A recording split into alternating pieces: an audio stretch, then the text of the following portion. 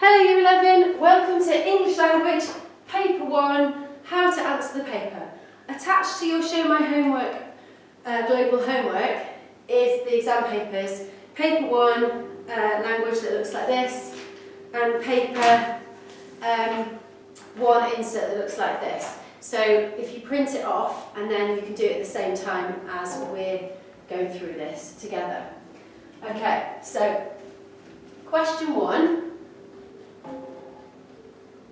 We'll ask you if you remember about the first part of the source.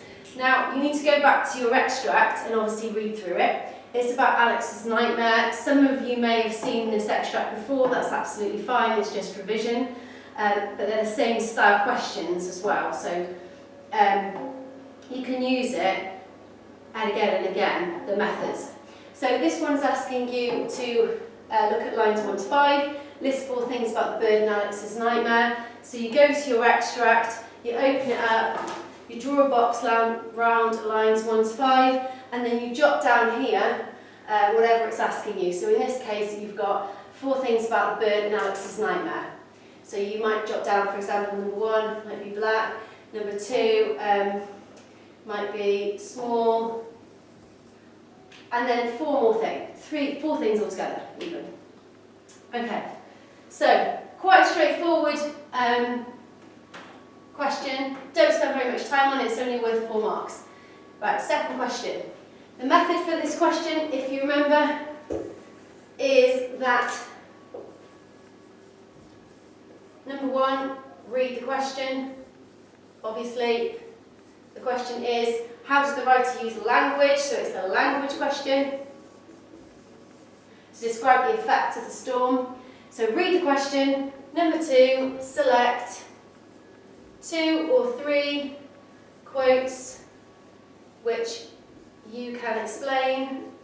So go for something juicy that you can say lots about. Look for powerful verbs, look for powerful adjectives. So for example, for me, I like this one, the wind lashing the trees, because I could talk about how the wind is kind of victimising the trees, and this verb lashing here, about how it's kind of pummeling them, and it's vicious and it's violent, and it shows the power of the storm. So go for 3, and then you're writing roughly a side and a half of this question. It's worth 8 marks. You would start with, or it's perfectly fine to start with the quote, or the writer uses the quote. Put your quote in, and then as much as you can, unpick the quote. So you're looking for things like the verb lashing suggests this, the adjective blackbird suggests that. Okay, so really say as much as you can about the quotes that you choose. Don't feel like you have to fill both pages, but do try to do a side and a half, especially if you've got really large handwriting. Okay, so this is the question that causes the most stress, I would say, in this paper, because lots of people write lots of waffle, they don't really know what to say, but it is the same thing each time, so it always looks like this. The text is taken from the beginning of a novel. How is the text structured? So it's the structure question to interest you as a reader. So what you need to do, you need to choose method, so we'll write down the method. Number 1, choose a quote from the start, the middle, and the end, which is interesting, and say why. So, what you're doing is looking at the first paragraph, pick something from the first paragraph which is interesting, and then explain how it sets up the rest of the extract, and how it kind of, what it tells us, whether it introduces us to a character, or a particular symbol, or a particular type of weather or mood. You can pick it apart a little bit, but you don't really need to do it in the same way as you did in question 2. So imagine that you've got sort of this, about here should be one of your paragraphs. So it won't be as long an analysis. What they're looking for is for you to choose something from the start, the middle and the end, and say how it's interesting and how it helps the text unfold. So towards the middle, something from like maybe it changes from, for example in this one, it changes from Alex's dream, his nightmare, to a discussion between him and his family. So you might choose a quote there where you can say how it kind of changes the mood and the atmosphere. And then something from the end can be, in the last paragraph, it might be that right at the end, it might be a cliffhanger, it might set a particular mood, it might tie up loose ends, or it can be a couple of lines up, so it doesn't have to be right at the end. Okay, so moving on to question 4.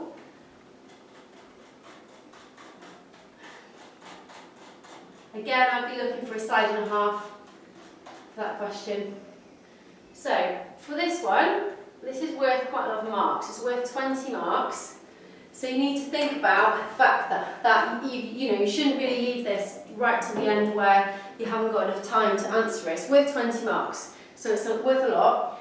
And it always asks you to what extent you agree, and it usually gives you a quote that somebody has said. So it says, a student says, this part of the story, so that's the second half of the source, from line 16 to the end, so make sure it's from there. A student said, this part of the story, set during breakfast time, shows that Alex is struggling to cope with his mother's illness. To what extent do you agree? In your response, you could consider your own impressions of Alex, evaluate how the writer shows that Alex is struggling to cope, support your response with references to the text. Okay, this question is actually a lot easier than it seems.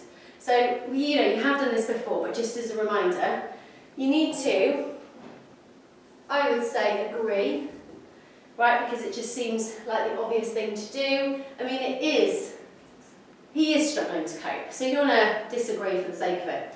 So you need to pick, then, 3 reasons why you agree. And obviously those would be quotes, won't they? So for example, one of the reasons that shows that he's struggling to cope with his mother's illness is because he gets so angry and irate at his siblings talking about her dying. So you need to then, 3 reasons why you agree, pick 3 quotes which show or support your argument.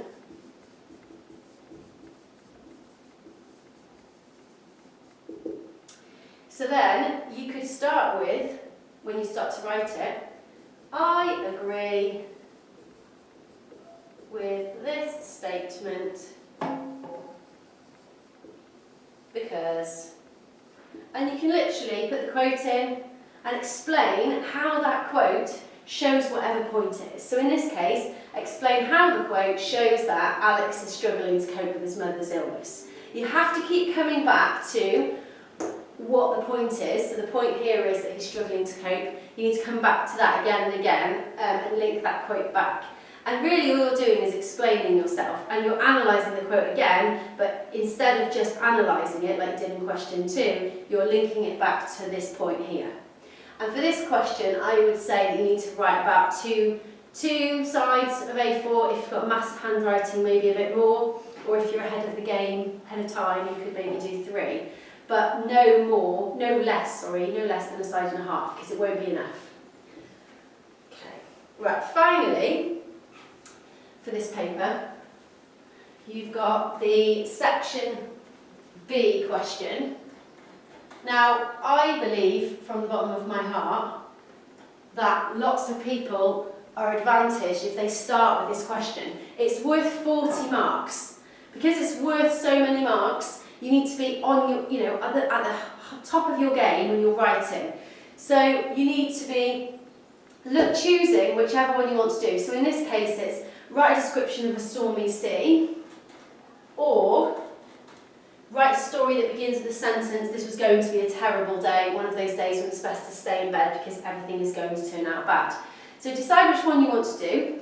When you've decided what you want to do, then you need to come up with a plan. Now, if you remember back in, I think it was February, March, when I gave the lecture in the hall or the common room, depending on which you attended, I explained that to get good marks for this question, you have to make sure you have certain ingredients. Now, I've attached the PowerPoint that I gave to this showing my homework link as well, so that you've got that to look through. But if you remember, I said something about how paragraph 1 and paragraph 5 should link in some way.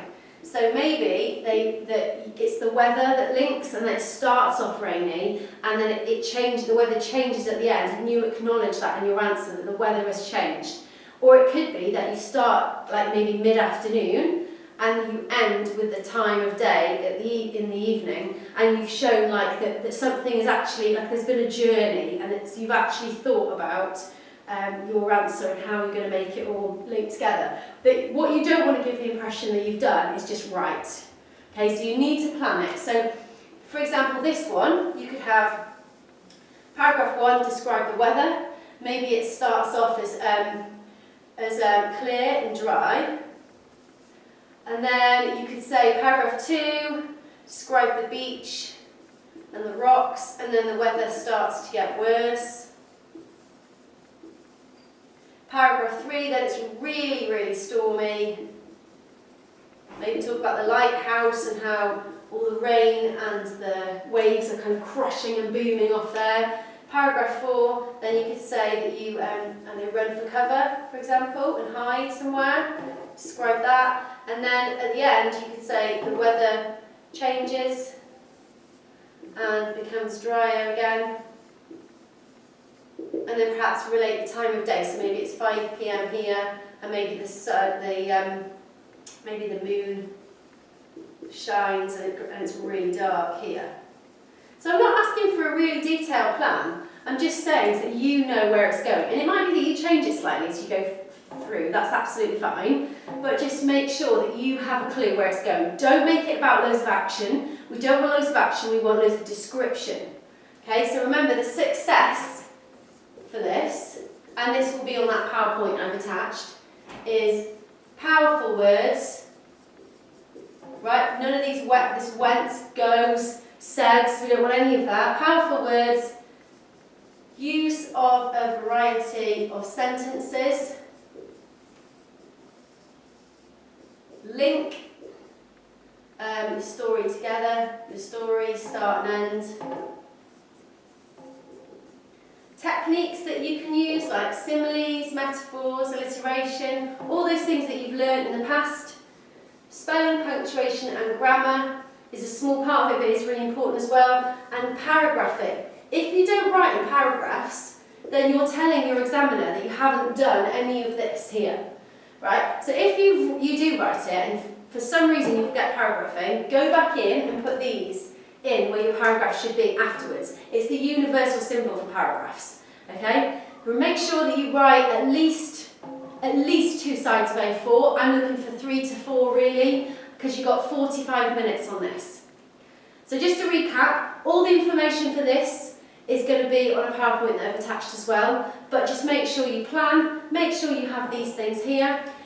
Start with this question if you are worried about not finishing in time, worried that your answer is not going to be as good and that your brain might have, become tired, or worried that perhaps you'll lose marks because you're not somebody that actually finds writing very easy. I would start with this, then go to the reading section where you've got then a full hour. Okay, thank you. Good luck. Any questions, please email me at laura.ryan@butehaven.cornwall.sch.uk. You'll be fantastic. And give the paper a go as well.